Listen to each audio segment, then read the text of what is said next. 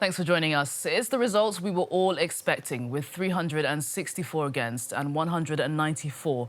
Prime Minister François Bayrou has been toppled, losing a crucial confidence vote. Bayrou is now set to tender his resignation early tomorrow, with President Emmanuel Macron reportedly preparing to call a new number two in the coming days. Well, Bayrou, a veteran centrist, had framed his self-imposed ballot as necessary to build a consensus around what he has called an urgent fiscal crisis. Speaking earlier in the National Assembly, Bayrou said France's fiscal woes puts the country's very survival at risk. His plan to carry out 44 billion euros in cuts for the 2026 budget, including several controversial measures like scrapping 2 public holidays, triggered a wave of public anger and collapsing support in the Assembly. Now, with Bayrou out, all eyes are on President Emmanuel Macron, who faces mounting pressure and a slate of uncertain paths forward. Well, let's bring in France 24's French politicals editor, Marc Perelman, who joins me now. Marc, how are the French people feeling at the moment? I mean, seeing all this stability, this can't be reassuring for them. No. Well, they're probably relieved, according to the polls, to see François Bayrou gone.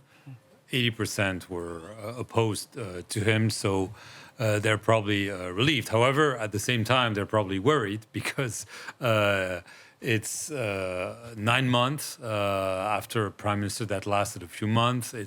We already had 4 prime ministers since Emmanuel Macron was re-elected in 2022. We are told by the Élysée that in the next few days, in the coming days, we'll have a new prime minister. That's what the Élysée announced. So they're probably worried that France has become like an unstable parliamentary regime.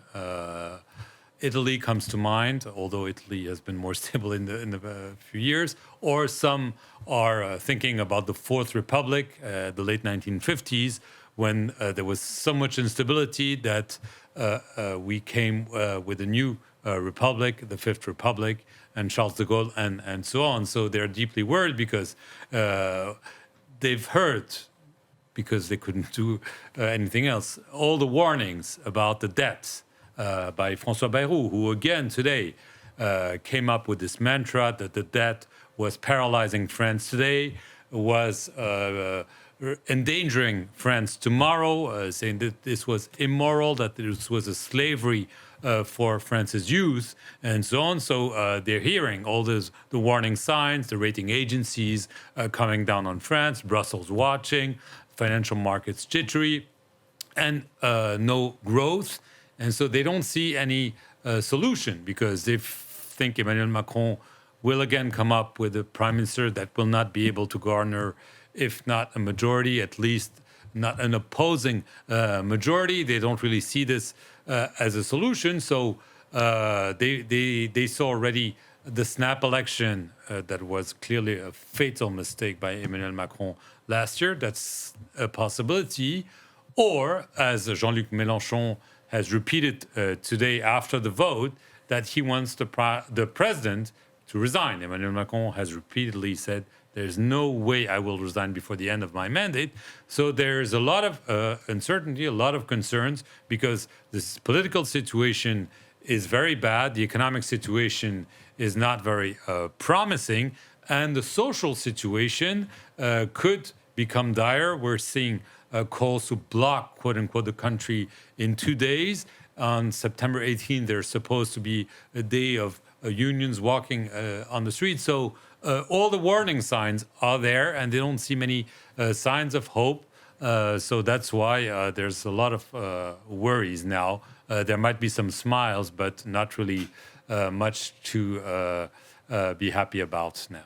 Well, Angela Diffley is also here, France 24's international affairs editor. Marc just mentioned that new movement that has come up now, the Bloc en Tout, that's going to be taking place on Wednesday.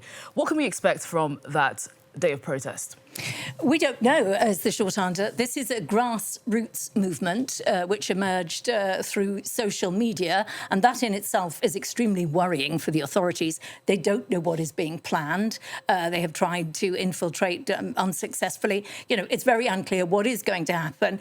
There have been a lot of comparisons with the Gilets jaunes movement, which was back in 2018, which was very much suburban people saying, you know, the price of petrol went up, and so they were finding it difficult to get into the towns and cities to earn a living. They said ordinary people were having too many problems. In the same way as that was a grassroots movement, so is this one.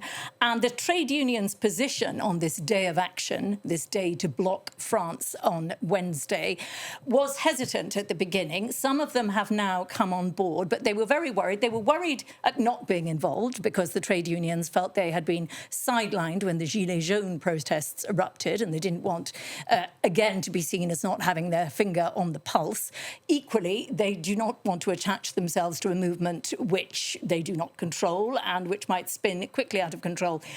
It began, it was an entrepreneur, a small businessman in the north of France who started off this movement, but it's already really morphed from what he started off into something that looks quite different in as far as we can see what it's about. Many of those people who appear to have embraced it are on the far left of French politics.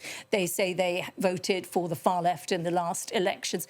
You know, what might happen, we don't know. Some of the things that are being suggested, one was for people not to use their credit cards. The idea was that that would make banks lose an enormous amount of money. It's not clear whether they would or not, and whether or not people will decide to do that.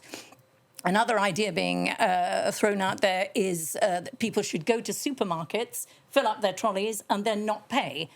The boss of one of the big supermarkets was on the airwaves this morning saying, look, that is called theft, and is saying that, you know, that simply can't happen. Supermarkets are very worried. They've asked people to deliver early. They've asked people to deliver more to their stores because they fear customers might stockpile.